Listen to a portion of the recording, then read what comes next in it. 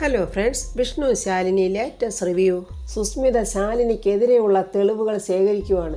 അങ്ങനെ ആ ചെക്കിൻ്റെ ഫോട്ടോ എടുത്ത് അവൾ വെച്ചിരിക്കുക. ശാലിനി, നീ എൻ്റെ പുറകിലല്ലടി, ഞാൻ നിൻ്റെ പുറകിലാണ്. നീ നോക്കിക്കോ, ഈ ഇത്രയധികം എമൗണ്ട്, ഈ 30 ലക്ഷം എങ്ങനെ നിൻ്റെ അക്കൗണ്ടിൽ വന്നു? ഇതെനിക്ക് അറിയണം, ഞാനിത് കണ്ടുപിടിച്ചിരിക്കും. ശാലിനി ഇങ്ങനെ പിള്ള പറഞ്ഞ കാര്യങ്ങളൊക്കെ ഓർക്കുക. ഈ കൊച്ചിവിടെ വന്നതിന് ശേഷമല്ലയോ സത്യാമ്മയ്ക്ക് പോലീസ് സ്റ്റേഷനിൽ പോകേണ്ടി വന്നത്. തിരിച്ചു വന്നപ്പോഴോ ആ കൊച്ചിനെ എന്നെടുത്തപ്പോൾ സത്യാമ്മ വീണത് കണ്ടോ? ഈ കൊച്ചിനെ പ്രസവിച്ച ആ ശാരികയുടെ അവസ്ഥ കണ്ടോ? ഇതൊക്കെ സത്യാമ്മയുടെയും രാഘവേട്ടനും പിള്ള പറഞ്ഞത് ഇങ്ങനെ സങ്കടത്തോടെ ശാലിനിയെ ഒന്ന് ഓർക്കുക. ശാലിനിയും ശിവനും പുറത്തു വന്നിരിക്കുവാണ്. ശാലിനിക്ക് ശിവനൊരു ചായയൊക്കെ മേടിച്ചുകൊണ്ടൊന്ന് കൊടുക്കുന്നുണ്ട്. ഇവിടുത്തെ ചായ നല്ലതാണ്, ഞാൻ ഇടയ്ക്ക് ഇതുവഴി പോകുമ്പോൾ ഇവിടെ വന്ന് കുടിക്കാറുണ്ട്. അല്പം മുമ്പ് എന്നോട് പറഞ്ഞ ഈ തലവേദനയുണ്ടല്ലോ, ഈ ചായ കുടിച്ചാൽ ഉടനെ തന്നെ അങ്ങ് മാറും. ശാലിനിക്ക് കഴിക്കാൻ എന്തെങ്കിലും വേണോ? എണ്ണപ്പലഹാരമൊക്കെ ഉണ്ട്. എനിക്ക് വേണ്ട ശിവ, മോളെ ആര് നോക്കും? അതാണിപ്പോൾ ശാലിനിയുടെ പ്രശ്നം അല്ലേ? എന്ത് ചെയ്യാൻ, അതൊരു പ്രശ്നം തന്നെയാണ് എന്നിങ്ങനെ ശിവൻ പറയുമ്പോൾ ശാലിനി പറയാം, എൻ്റെ ഈ ജോലിയും തിരക്കും ഇല്ലായിരുന്നെങ്കിൽ എനിക്കിതൊരു പ്രശ്നമേ അല്ല. ആരുടെ മുന്നിലും ഇക്കാര്യം പറഞ്ഞ് ഞാൻ പോവുകയില്ലായിരുന്നു. ശ്യാമയ്ക്ക് നോക്കാവുന്നതേ ഉള്ളൂ, പക്ഷെ എന്ത് ചെയ്യാനാ, അവളത് ചെയ്യില്ല. പൊന്നി നോക്കുമായിരുന്നു, പക്ഷെ എന്ത് ചെയ്യാനാ? സത്യയുടെയും പപ്പിയുടെയും കാര്യം നോക്കണം, വീട്ടിലെ എല്ലാ ജോലിയും നോക്കണം. പിടിപ്പത് പണിയാണ് പൊന്നിക്ക് അവിടെ ഉള്ളത്. പിന്നെ അച്ഛൻ്റെ ഓരോ കാര്യങ്ങൾക്കായിട്ട് ഓടി നടക്കണം. എല്ലാം കൊണ്ടും പൊന്നി ആകെ ബിസിയാ. ശിവൻ പറയാം, ഇക്കാര്യത്തിൽ വിശ്വസ്തതയും കുഞ്ഞുങ്ങളെ നോക്കാനുള്ളൊരു മനസ്സും ഉണ്ടായിരിക്കണം. അങ്ങനെയുള്ളവരെ വെച്ചില്ലെങ്കിൽ നമുക്കുണ്ടാകുന്ന തലവേദന ഇതിൻ്റെ ഇരട്ടിയായിരിക്കും. എന്ത് ചെയ്യാനാ ശിവ? ഒരു മാർഗവും തെളിഞ്ഞില്ലെങ്കിൽ ഡേ കെയർ പോലുള്ള സ്ഥാപനത്തെ ആശ്രയിക്കേണ്ടി വരും. അയ്യോ, അതെന്തായാലും വേണ്ട ശാലിനി. 3-4 വയസ്സുള്ള കുഞ്ഞായിരുന്നെങ്കിൽ കുഴപ്പമില്ലായിരുന്നു.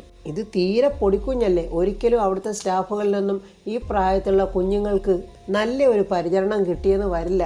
വേറെ എന്താ ഒരു വഴി? എന്തെങ്കിലും ഒരു മാർഗം പറഞ്ഞതാ ശിവ. എന്നാൽ അങ്ങനെ ഒരാളുണ്ട് ശാലിനി, ശാലിനിയുടെ കൺമുന്നിൽ തന്നെയുണ്ട്. അതാരാ? ശാലിനി ചായ കുടിച്ചു കഴിഞ്ഞോ? ശാലിനി വണ്ടി കയറിക്കോ, ഞാൻ പറയാം. ശിവനിതുവരെ ആളാരാണെന്ന് പറഞ്ഞില്ല, ഞാൻ പറയാം. ശാലിനി പപ്പിയെ കൊണ്ട് കുടുംബശ്രീ വീട്ടിലോട്ട് വന്നിരിക്കുക. ശ്യാമ ഓടി വരുന്ന പപ്പിയെ കണ്ടിട്ട് മോളെ പപ്പിയെന്നും പറഞ്ഞ് കെട്ടിപ്പിടിച്ച് ഉമ്മ കൊടുക്കുക. ശാലിനി പറയാം, നീ ഇത്രയധികം പപ്പിമോളെ കാണാതെ വീർപ്പ് മുട്ടി കഴിയേണ്ട ആവശ്യമൊന്നുമില്ല. നിനക്ക് പപ്പിയെ കാണാൻ എപ്പോൾ വേണേലും അങ്ങോട്ട് വന്നുകൂടെ? നിന്നെയും രോഹിത്തിനെയും അവിടെ പടിയടച്ച് പിണ്ണമൊന്നും വെച്ച് വിട്ടിട്ടില്ലല്ലോ. ഞാൻ വരാൻ കുഞ്ഞേച്ചി, ഇവളും കൂടി നഷ്ടപ്പെട്ട് കഴിഞ്ഞപ്പോൾ എനിക്ക് ആരുമില്ലെന്നുള്ള തോന്നലായിപ്പോയി. അത്രയധികം സ്നേഹിച്ചാണ് ഞാൻ പപ്പിമോളെ വളർത്തിയത്. ശ്യാമേ, ഞാൻ നിൻ്റെ ചേച്ചിയാ. ഞാൻ നിന്നെ ഒരു അന്യായിട്ട് കണ്ടിട്ടില്ല. നീ എന്നെ എന്തൊക്കെ പറഞ്ഞിട്ടുണ്ടെങ്കിലും നിൻ്റെ മനസ്സിൻ്റെ ബുദ്ധിമുട്ട് കൊണ്ട് പറഞ്ഞു പോയതാണെന്ന് അങ്ങനെ ഞാൻ കരുതിയിട്ടുള്ളൂ. പപ്പി എൻ്റെ മോളാണെങ്കിലും നിൻ്റെ മകളായിട്ടല്ലേ അവൾ വളർന്നത്. അവൾ ആദ്യമായിട്ട് അമ്മയെന്ന് വിളിച്ചത് നിന്നെ തന്നെ. അതിൻ്റെ സ്വാതന്ത്ര്യം നിനക്കുണ്ട്. ആ ഒരു അധികാരത്തിന് ഒരിക്കലും ഞാൻ തടസ്സമായിട്ട് വരികയില്ല. പപ്പിയെ കണ്ടപ്പോഴേ ശ്യാമയ്ക്ക് ഒരുപാട് മാറ്റം. ശ്യാമ വളരെ സന്തോഷത്തോടാണ്, മോള് വല്ലതും കഴിച്ചോ? ഞാൻ കഴിച്ചതായിരുന്നു. എന്നാലും സാരമില്ല, അമ്മ നല്ല കുഴക്കട്ട ഉണ്ടാക്കി വെച്ചിട്ടുണ്ട്, ശർക്കരയും തേങ്ങയൊക്കെ ചേർത്ത്. അതെൻ്റെ പപ്പിമോൾക്ക് വളരെ ഇഷ്ടമാണല്ലോ. പപ്പി ഇങ്ങനെ പെട്ടെന്ന് ശാലിനിയെ നോക്കുക. ശാലിനി പറഞ്ഞു, ചെല്ലു മോള് ചെന്ന് കഴിക്കുക. ശാന്ത പറയാ, ശ്യാമയ്ക്ക് പപ്പിമോളെ കണ്ടപ്പോൾ നല്ല സന്തോഷമുണ്ട്. അതൊക്കെ കൊണ്ട് തന്നെ ശാന്തേച്ചി അവളെ ഞാൻ ഇങ്ങോട്ട് കൊണ്ടുവന്നത്. ഇങ്ങനെ ഒറ്റയ്ക്കിരുന്ന് ഓരോന്നും ചിന്തിച്ചു കൂട്ടുന്നതുകൊണ്ടാണ് പല കുഴപ്പങ്ങളും ഉണ്ടാകുന്നത്. മനസ്സിലുള്ളത് ആരോടെങ്കിലും തുറന്നു പറയുക അതുമില്ല. മോള് കടയിലോട്ട് വന്നിരിക്കുക, ചായ കുടിക്കാം. ഇപ്പോൾ വേണ്ട ശാന്തേച്ചി. ഞാൻ വന്നത് ശാന്തേച്ചിയുടെ മറ്റൊരു കാര്യം പറയാനാണ്. ശാരിയേച്ചിയുടെ മകൾ എൻ്റെ കൂടെയാണെന്ന് ശാന്തേച്ചിക്ക് അറിയാമല്ലോ. എൻ്റെ ജോലി തിരക്ക് കാരണം കുഞ്ഞിനെ എനിക്ക് കാര്യമായിട്ട് ശ്രദ്ധിക്കാനും പറ്റുന്നില്ല. ശാന്തേച്ചി കുറച്ച് ദിവസം അവിടെ വന്ന് നിന്ന് കുഞ്ഞിനെ ഒന്ന് നോക്കും. അയ്യോ എൻ്റെ പൊന്നുമോളെ, അപ്പോൾ ഈ ഹോട്ടലിലെ കാര്യം നോക്കും. അത് നമുക്ക് കുറച്ച് ദിവസം രാധേച്ചി ആരെങ്കിലും വിളിച്ച് നിർത്തിയാലോ? അവിടെ മോളുടെ അടുത്ത് അങ്ങനെ ആരെയും വിളിച്ച് പ്രത്യേകിച്ച് നിർത്താൻ പറ്റില്ലല്ലോ. അതുകൊണ്ടാണ് ശാന്തേച്ചി തന്നെ വരണമെന്ന് ഞാൻ പറഞ്ഞത്. എനിക്ക് അവിടെ വന്ന് നിൽക്കുന്നതിൽ ഒരു കുഴപ്പമില്ല കുഞ്ഞ്. എൻ്റെ കെട്ടിയവൻ്റെ കാര്യമാണ് വലിയ പ്രശ്നമാണ്. ഇപ്പോഴാണെ സുഖമില്ലാതിരിക്കുക. എവിടെ നിന്നെങ്കിലും പണം ഒപ്പിച്ചു കൊണ്ടുവന്ന് കുടിക്കും. എന്നിട്ട് പിന്നെ തല്ലും വഴക്കും ഉണ്ടാക്കുകയും ചെയ്യും. ഇവിടെയൊക്കെ വന്ന് വഴക്കുണ്ടാക്കുന്ന പോലെ അവിടെ കാണാൻ വന്ന് വഴക്കുണ്ടാക്കിയാലേ അതിൻ്റെ ക്ഷീണം പിന്നെ കുഞ്ഞിനാ. എനിക്ക് അവിടെ കിടന്ന് നാണം കെടാൻ വയ്യ കുഞ്ഞ് എന്നിങ്ങനെ പറയുമ്പോൾ ശാന്തയുടെ ഭർത്താവ് അവിടെ ഒളിച്ചു മാറി നിൽക്കുന്നുണ്ട്. ശാലിനി കണ്ടു. ശാന്ത അയാളെ നോക്കിയിട്ട് പറയാം, ദൈവമേ, ഇതെപ്പോൾ വന്ന് എല്ലാം പറഞ്ഞത് കേട്ടെന്നാ തോന്നുന്നത്. നീ എന്ത് വർത്തമാനമാണ് ശാന്ത ഈ ശാലിനി മാഡത്തിനോട് പറഞ്ഞത്? ഞാനായിട്ട് ഒരു കുഴപ്പത്തിനും വരുത്തതുമില്ല, ഇനി കുടിക്കത്തതുമില്ല. മേഡം പറയുന്ന പോലെ അവിടെ ചെന്ന് എന്താണെന്ന് വെച്ചാൽ ചെയ്തു കൊടുക്ക്. എന്നിട്ട് എന്തിനാ അവിടെ വന്ന് കാശിന് വഴക്കുണ്ടാക്കാനോ? മേഡം ഒന്നുകൊണ്ടും വിഷമിക്കണ്ട. മേഡം ഏൽപ്പിച്ച പണിക്ക് ശാന്ത വന്നിരിക്കും. ഇല്ലെങ്കിൽ ഈ രാജേന്ദ്രൻ ശാന്തയെ അവിടെ കൊണ്ടുവന്ന് ഏൽപ്പിച്ചിരിക്കും, ഇത് ഉറപ്പാ. അമ്മേ ഒന്നിങ്ങി വന്നേ എന്നിങ്ങനെ പപ്പി അകത്തുനിന്ന് വിളിക്കുക. ശാലിനി പറയാം, നിങ്ങൾ രണ്ടുപേരുടെ ഒരു തീരുമാനത്തിലെത്ത് എന്നും പറയാം. ശാലിനി അകത്തോട്ട് പോവുക. എടി നീ എന്തുവാ പറയുന്നത്? മഹാലക്ഷ്മിയാ ചോദിച്ച് പറഞ്ഞ് നമ്മുടെ വീട്ടിലോട്ട് വന്നിരിക്കുന്നത്. അത് വേണ്ട, അവിടെ വന്ന് എന്നിട്ട് വഴക്കുണ്ടാക്കാനല്ലേ നിങ്ങൾ? ഞാൻ പറഞ്ഞ മഹാലക്ഷ്മി എന്താണെന്നറിയോ? പണം. അത് പുറംകാലം കൊണ്ട് തട്ടിക്കളയാനേ ഞാൻ സമ്മതിക്കത്തില്ല. കൃഷ്ണൻകുട്ടിയും വിജയലക്ഷ്മിയും കൂടെ ഈ രാജേന്ദ്രനെയാണല്ലോ ശാരികയുടെ കുഞ്ഞിനെ കൊല്ലാൻ ഏൽപ്പിച്ചിരിക്കുന്നത്. അപ്പോൾ അതിൻ്റെയൊക്കെ ഒരു കണക്ക് കൂട്ടലോടുകൂടിയാണെന്ന് തോന്നുന്നു രാജേന്ദ്രൻ ശാന്തയെ നിർബന്ധിക്കുന്ന അവിടെ പോയി നിൽക്കാൻ. അപ്പോൾ ശാന്തയെ കാണാനെന്നുള്ള ഭാവത്തിൽ അവിടെ ചെല്ലാമല്ലോ. ഈ സമയത്ത് ശാരികയെ ഡോക്ടർ വന്ന് പരിശോധിക്കുന്നുണ്ട്. എക്സ്റേ ഒക്കെ എടുത്ത് നോക്കുകയും ചെയ്യുന്നുണ്ട്. ശാരിക പറയാം, ഡോക്ടറെ എൻ്റെ മുട്ടിന് നല്ല വേദനയുണ്ട്. അതിനെന്താ ഞാനിപ്പോൾ നോക്കാമല്ലോ. ഡോക്ടർ കാലിൻ്റെ മുട്ടിന് നോക്കുമ്പോൾ ശാരിക ഭയങ്കര വേദന കൊണ്ട് കരയുക. അപ്പോൾ ഗോപാലകൃഷ്ണൻ അങ്ങോട്ട് വരുന്നുണ്ട്. അയ്യോ എന്താ മോളെ? അച്ഛാ കാലിൻ്റെ മുട്ടിന് ഭയങ്കര വേദനയാണ്. ഡോക്ടറുടെ മുഖത്ത് ഒരു മൗനം. ഗോപാലകൃഷ്ണൻ ഡോക്ടറോട് ചോദിക്കുന്നു, ഡോക്ടറെ എന്തെങ്കിലും കുഴപ്പമുണ്ട്? ചെറിയൊരു കുഴപ്പമുണ്ട്, നിങ്ങൾ വന്നേ ഞാൻ പറയാം എന്നും പറഞ്ഞു ഗോപാലകൃഷ്ണനെ വിളിച്ചുകൊണ്ട് പോവുക. എന്താ ഡോക്ടറെ പറയാനുണ്ടെന്ന് പറഞ്ഞത്? ശാരിക എഴുന്നേറ്റ് നടക്കണമെങ്കിൽ കാലിനൊരു സർജറി വേണം. അത് ഇമ്മീഡിയറ്റ് ആയിട്ട് തന്നെ വേണം. അതിനെന്താ ചെയ്യാൻ ഡോക്ടർ? ചെയ്യേണ്ടതായിട്ട് വന്ന് നിവർത്തിയില്ലെങ്കിലും ചെയ്തല്ലേ പറ്റൂ. പിന്നെ ആ സർജറിക്ക് കുറച്ച് അധികം പണച്ചെലവുണ്ട്. അത് എത്രയായിരിക്കും ഡോക്ടർ? 2-2.5 ലക്ഷമൊക്കെ വേണ്ടി വരും. അത് കേട്ടതും ഗോപാലകൃഷ്ണൻ ഇങ്ങനെ ഞെട്ടി നിൽക്കുക. 2 ലക്ഷം രൂപയോ? ഇത് ഉടനെ ചെയ്യണം. ചെയ്തെങ്കിൽ മാത്രമേ ശാരിക എഴുന്നേറ്റ് നടക്കത്തുള്ളൂ. നിങ്ങളെല്ലാവരും കൂടെ ഒന്ന് ആലോചിക്കുക, എന്നിട്ട് എന്നോട് വിവരം പറഞ്ഞാൽ മതി എന്ന് പറഞ്ഞ് ഡോക്ടർ അങ്ങ് പോയി. ശാന്തയാണെങ്കിൽ അടുക്കളയിൽ ഇങ്ങനെ പാചകം ചെയ്യുമ്പോൾ രാജേന്ദ്രൻ ഇങ്ങനെ ഒളിച്ചു നോക്കുക. തന്ത്രപൂർവ്വം ഇവളെ അവിടെ എത്തിച്ചെങ്കിലേ പറ്റത്തുള്ളൂ. എന്നിട്ട് രാജേന്ദ്രനോട് കൃഷ്ണൻകുട്ടി പറഞ്ഞ കാര്യം ഓർക്കുക. നീ എൻ്റെ പൈസ തരണം, അല്ലെങ്കിൽ ആ കുഞ്ഞിനെ എടുത്ത് എത്തിക്കണം. ഇവൾ അവിടെ എത്തിയെങ്കിലേ കുഞ്ഞിൻ്റെ കാര്യത്തിൽ ഒരു തീരുമാനം എടുക്കാൻ പറ്റൂ. ഇവൾ ആ കുഞ്ഞിനെ എടുത്ത് തരണമെങ്കിൽ വ്യക്തമായ ഒരു കാരണവും വേണം. പെട്ടെന്ന് രാജേന്ദ്രൻ കള്ള അഭിനയം കാണിക്കുക. അയ്യോ ശാന്തയെ ഓടിവാടി, എൻ്റെ വയറു നോന്നടി, കിടക്കാനും വയ്യ നിൽക്കാനും വയ്യായേ. ഞാനിച്ചിരി ഇഞ്ചി പിഴിഞ്ഞ് നീര് തരട്ടെ? വേണ്ട. എന്നാൽ കട്ടൻ കാപ്പി ഇട്ട് തരട്ടെ? അതും വേണ്ട. നീ എന്താടി ഞാൻ പറഞ്ഞാൽ മനസ്സിലാക്കാത്തത്? എൻ്റെ കരൾ മുഴുവൻ പോയിരിക്കുക. എനിക്ക് ലിവർ സിറോസിസ് ആളുകളെ കൊല്ലുന്നതാ. ഇവിടെങ്ങും അതിൻ്റെ ചികിത്സയില്ല. അങ്ങ് കോയമ്പത്തൂരിൽ കൊണ്ടുപോയി ചികിത്സിക്കേണ്ടി വരും. അതിനുള്ള പണമോ പാങ്ങോ ശാന്തയെ നിനക്കുണ്ടോ? അതെ, രോഗം വന്നാൽ ചികിത്സിക്കണം. പണവും പാങ്ങും ചിന്തിച്ചോണ്ടല്ല ഇരിക്കേണ്ടത്. ഞാൻ നോക്കിയിട്ട് ഒരേ ഒരു മാർഗ്ഗമുള്ളൂ. എന്തെങ്കിലും വണ്ടിയോ സൈക്കിളോ എടുത്ത് ട്രാൻസ്പോർട്ട് ബസ്സിൻ്റെ മുന്നിൽ ചെന്ന് ഇടിച്ചങ്ങ് കയറണം. അപ്പോഴെൻ്റെ ദേഹത്ത് വണ്ടി കയറിയതിൻ്റെ കാശ് നിനക്ക് കിട്ടുമല്ലോ. നീ അങ്ങനെ രക്ഷപ്പെടുമല്ലോ.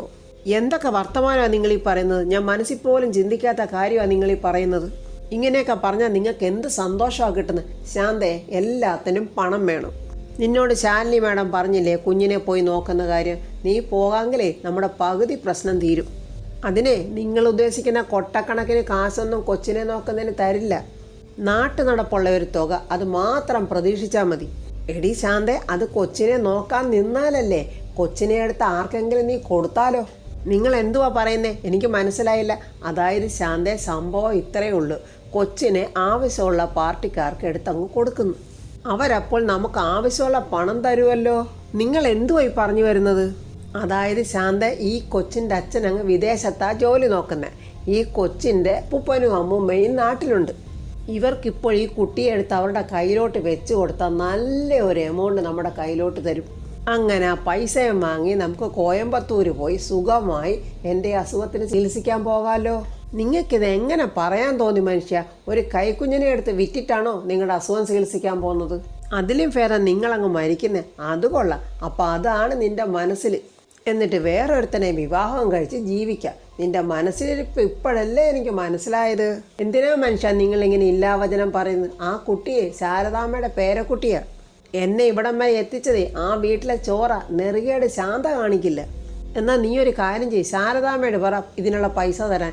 ഈ അസുഖത്തിന് ട്രീറ്റ്മെൻറ്റ് ചെയ്തില്ലെങ്കിൽ എടി ഞാൻ മരിച്ചു പോകൂടി.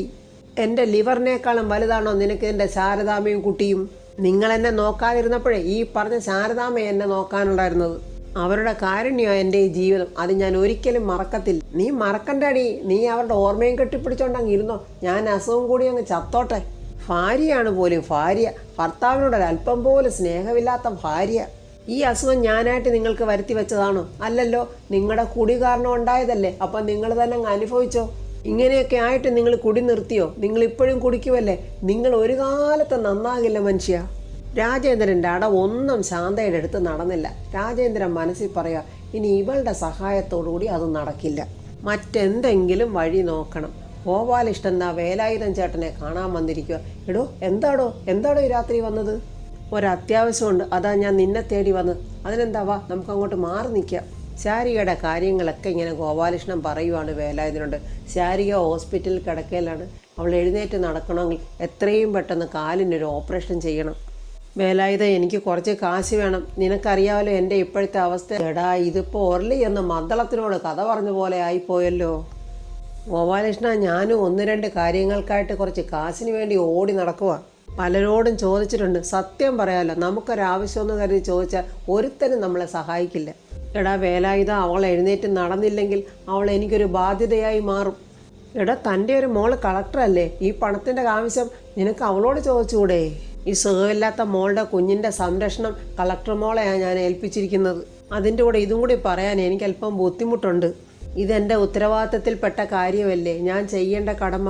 അതുകൊണ്ട് നീ എങ്ങനെങ്കിലും എനിക്ക് കുറച്ച് കാശൊപ്പിച്ച് തരണം. അതിപ്പോൾ എൻ്റെ കയ്യിലൊന്നും എടുത്തു തരാനില്ല, പക്ഷേ എവിടുന്നെങ്കിലും എടുക്കാമെന്നുണ്ടെങ്കിൽ ഒരു കൈ നോക്കാം. എടാ വേലായുധ, നീ പറയുന്നത് എനിക്ക് മനസ്സിലായില്ല. അതായത് എൻ്റെ പഴയ പണിക്ക് ഞാൻ ഇറങ്ങേണ്ടി വരുമെന്ന്. മോഷണം രഹസ്യമായും പരസ്യമായും ഞാൻ പണ്ട് ഒരുപാട് ചെയ്തിട്ടുള്ളതല്ലേ. അങ്ങനെ എവിടുന്നെങ്കിലും കുറച്ച് ചില്ലറ കിട്ടുവാണെങ്കിൽ തൻ്റെ പ്രശ്നവും മാറും, എൻ്റെ പ്രശ്നവും മാറും. എടാ വേലായുധ, അന്ന് നീ ചെയ്തത് അന്നത്തെ നിൻ്റെ ചോരത്തിളപ്പത്തിൻ്റെ പ്രായത്തിലല്ലേ. ഇപ്പോൾ അങ്ങനെയാണോ? ഒന്നോടാൻ പോലും കെൽപ്പില്ലാത്തവർ ഈ പണിക്ക് പോയാൽ പെട്ടുപോകില്ലേ? എടോ, ഒരാളും സംശയിക്കില്ല. ഒരു പോലീസ് കേസ് പോലും നമ്മുടെ അടുത്ത് വരില്ല. അതിന് തെളിവൊന്നും നമ്മൾ വെക്കാൻ പാടില്ല. നമ്മൾ ഈ പ്രായത്തിൽ തന്നെയല്ലേ ഒരു ശവം മറവ് ചെയ്തത്. എന്നിട്ട് ആരെങ്കിലും പിടിച്ചോ? അത് ശരിയാ വേലായുധ.